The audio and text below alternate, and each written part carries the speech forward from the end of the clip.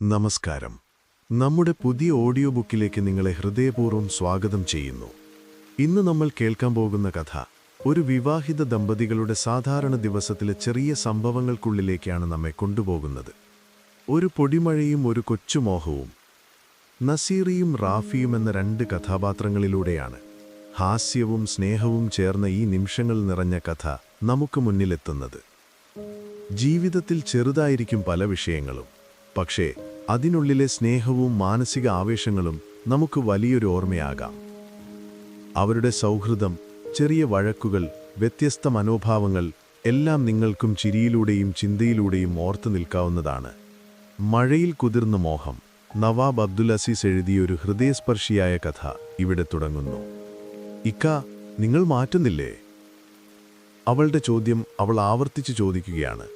റാഫി കേട്ട ഭാവം നടിക്കാതെ ടിവിയിൽ മുഴുകിയിരിക്കുകയാണ്. റാഫിയെ കുറ്റം പറയാനൊക്കുമോ?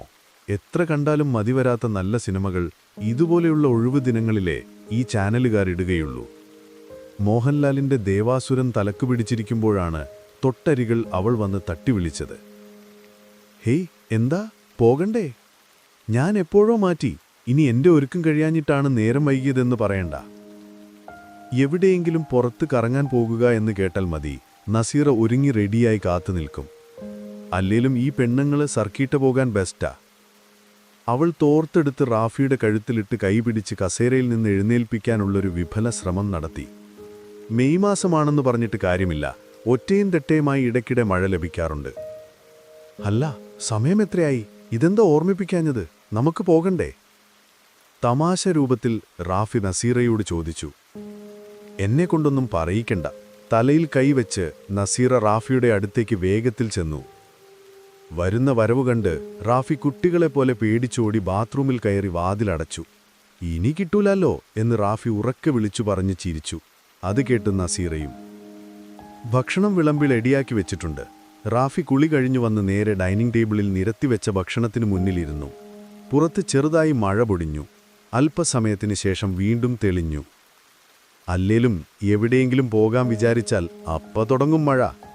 നസീറ പിറുപിറുത്തായി. അവൾ മഴ പെയ്യല്ലേ എന്ന് പ്രാർത്ഥിച്ചിരിക്കുകയാണ്. ഭക്ഷണം കഴിച്ച് റാഫി ഡ്രസ്സ് മാറ്റുന്നതിനിടയ്ക്ക് കാലാവസ്ഥ പെട്ടെന്ന് മാറി. പുറത്തെ മാറ്റങ്ങൾ അറിയാതെ റാഫിയും നസീറയും അണിഞ്ഞൊരുങ്ങി. പുറത്തിറങ്ങി നോക്കുമ്പോൾ നല്ല മഴയ്ക്കുള്ള കോളാണ്. അധികം വൈകാതെ മഴ പെയ്തു തുടങ്ങി. അത്യാവശ്യം മോശമില്ലാതെ തന്നെ മഴ പെയ്യുന്നുണ്ട്. നസീറയുടെ വെളുത്ത മുഖം ചുവന്നു തുടുക്കാൻ തുടങ്ങി. അവൾ റാഫിയുടെ മുഖത്തേക്ക് തുറിച്ചു നോക്കി.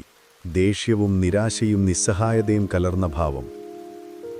അതിന് ഞാനെന്ത് ചെയ്തു എന്ന നിസ്സഹായതയിൽ പുറംകാഴ്ചകളിലേക്ക് കണ്ണയച്ച് റാഫിയും ഇരിപ്പിടത്തിലേക്ക് കാലുകൾ കയറ്റിവെച്ചിരുന്നു. അല്പനേരം കാത്തുനിന്ന് നസീറ അവർ കിടക്കുന്ന മുറിയിലേക്ക് നടന്നു. അരമണിക്കൂറിലധികം കഴിഞ്ഞു കാണും. മഴ ഏകദേശം തോർന്നു. റാഫി പുറത്തിറങ്ങി ബൈക്ക് സ്റ്റാർട്ട് ചെയ്തു. പോകാനുള്ള ആവേശത്തിൽ ഒരു ഹോൺ അടിച്ചു. അകത്തേക്ക് നീട്ടി വിളിച്ചു. നസീറ! വിളിക്കേണ്ട താമസം അനുസരണയോടെ അവൾ പുറത്തേക്ക് വന്നു. പക്ഷേ അവളുടെ വേഷം അവൾ മാറിയിട്ടുണ്ട്. റാഫി ആകെ നിരാശനായി. ദേഷ്യമുള്ളിൽ തിളച്ചുമറിയാൻ തുടങ്ങി. അപ്പോഴാണ് നസീറയുടെ സ്നേഹാഭിനയം തുടിക്കുന്ന വാക്കുകൾ അധരങ്ങളെ കീറിമുറിച്ചു പുറത്തെത്തിയത്. ഇക്ക, ഇനിയും മഴയ്ക്കുള്ള കോളുണ്ട്. നമ്മൾ പോയാൽ അവിടെ എത്തില്ല. ഇങ്ങോട്ട് കയറി വരീ. നല്ല അരി വറുത്ത് പൊടിച്ച് തേങ്ങയും പഞ്ചസാരയും ഇട്ട് കുഴച്ച് കട്ടൻ ചായ ഉണ്ടാക്കിത്തരാം. അവളുടെ വാക്കുകൾക്ക് സ്നേഹത്തിന്റെ ഗന്ധമായിരുന്നു. റാഫി അറിയാതെ ആ വാക്കുകളിൽ ലയിച്ചുപോയി. ശരിക്കും മഴ പെയ്തത് കണ്ടപ്പോൾ റാഫിയുടെ ഉള്ളിലായിരുന്നു പേടി. കാരണം നസീറ ഏറെ മോഹിച്ചതാണ് ഇന്നത്തെ യാത്ര. അവളുടെ സ്വഭാവം വെച്ചു നോക്കുമ്പോൾ ഇന്നത്തെ ദിവസം ഇനിയുള്ള കാര്യങ്ങളെല്ലാം കട്ടപ്പോക്കാണ്. പക്ഷേ ഇന്നെന്താ ഇവൾ ഇങ്ങനെ? കല്യാണം കഴിച്ചിട്ട് വർഷം 3 ആയി. കുട്ടികളെ ഇതുവരെ പടച്ചവൻ കൊടുത്തിട്ടില്ല. കുഴപ്പം റാഫിയുടേതാണ്. അതിന് മരുന്നും കഴിക്കുന്നുണ്ട്. അതുകൊണ്ട് തന്നെ അവിടെ കൂടുതൽ വിഷമിപ്പിക്കാത്ത രീതിയിൽ മിക്ക സ്ഥലങ്ങളിലും നസീറയും കൂട്ടി റാഫി പോയിട്ടുണ്ട്. ഇന്നത്തെ യാത്ര അവൾ തന്നെ ഇന്ന് രാവിലെ പ്ലാൻ ചെയ്തതാണ്. ഇന്നലെ അല്പം ക്ഷീണിച്ചാണ് അവൾ കിടന്നത്. ആ ക്ഷീണം ഇനിയും അവളെ വിട്ടുപോയിട്ടുമില്ല. എന്നിട്ടും അവൾ അത്യുത്സാഹത്തോടെയും സ്നേഹത്തോടെയും ഓരോന്ന് ചെയ്യുന്നത് കണ്ടപ്പോൾ റാഫിക്ക് അത്ഭുതവും സങ്കടവും തോന്നി. തന്നെ സന്തോഷിപ്പിക്കാൻ വേണ്ടി അവൾ സ്വയം മറന്ന് അഭിനയിക്കുകയാണെന്ന് റാഫിക്ക് മനസ്സിലായി. ചായ കുടിച്ച് ബെഡിൽ ചെന്ന് നീണ്ടു നിറർന്നു കിടന്നു. പുറത്ത് വീണ്ടും മഴ പെയ്യാൻ തുടങ്ങി. താരോലിക്കാൻ ഒരു കുഞ്ഞില്ലാത്ത വിഷമം അനുഭവപ്പെടുന്നത് വീട്ടിൽ വെറുതെ ഇരിക്കുമ്പോഴാണ്. റാഫി ഓരോന്നാലോചിച്ച് കിടക്കുമ്പോഴേക്കും നസീറ അരികിലെത്തി. വാതിൽ മെല്ലെ അടച്ച് കട്ടിലിൽ ഇരുന്ന് റാഫിയുടെ മാറിലേക്ക് തലചായച്ച് കിടന്നു. ഇക്ക, ഒരു കാര്യം പറയാൻ വേണ്ടിയായിരുന്നു ഇന്നത്തെ യാത്ര പ്ലാൻ ചെയ്തത്. ഞാൻ സസ്പെൻസാക്കി വെച്ചതായിരുന്നു. ഇന്നേക്ക് ഒരാഴ്ചയായി ഡേറ്റ് തെറ്റിയിട്ടാണുള്ളത്. 2 ദിവസം കൂടി നോക്കട്ടെ. അതും പറഞ്ഞ് റാഫിയുടെ കഴുത്തിൽ കൈകൾ ചുറ്റി അവൾ മാറിൽ അമർന്നു കിടന്നു. റാഫി അവിടെ ചേർത്തു പിടിച്ചു പടച്ചവനെ സ്തുതിച്ചു. നമ്മൾ പലപ്പോഴും അനുഭവിക്കുന്ന സ്വഭാവ വ്യതിയാനങ്ങളുടെ കേന്ദ്രബിന്ദു നമ്മുടെ മനസ്സാണ്. മാനസിക സംഘർഷങ്ങളിൽ നിന്നാണ് വഴക്കും വാക്കേറ്റവുമെല്ലാം ഉടലെടുക്കുന്നത്. ഇവിടെ നസീറ ഒരു മുൻകോപിയാണ്.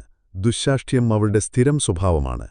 എന്നാൽ ഇന്ന് അവളിൽ താൻ ഗർഭിണിയാവാൻ പോകുന്നുവെന്ന സന്തോഷം നിറഞ്ഞു നിൽക്കുന്നതുകൊണ്ട് എല്ലാ സ്വഭാവത്തിലും മാറ്റം ദർശിക്കുന്നത് കഥയിൽ നിന്ന് മനസ്സിലാക്കാൻ സാധിക്കും.